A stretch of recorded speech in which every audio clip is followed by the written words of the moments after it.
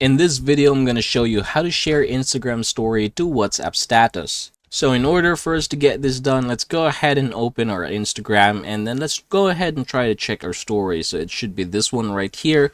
Now I believe this is an amazing story, and I want people from my WhatsApp to be able to see this from my Instagram as well. So to do that, what I'm going to do is just tap the more option down below, and then what we are going to do is just basically click the share button.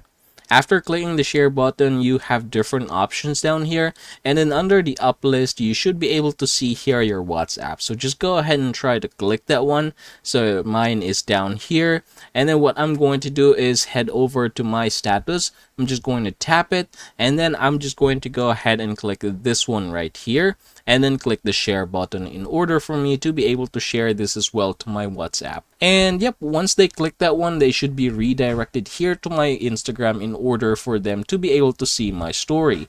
And yeah, basically that is how you're going to get this done, everybody. I hope this video helps you out.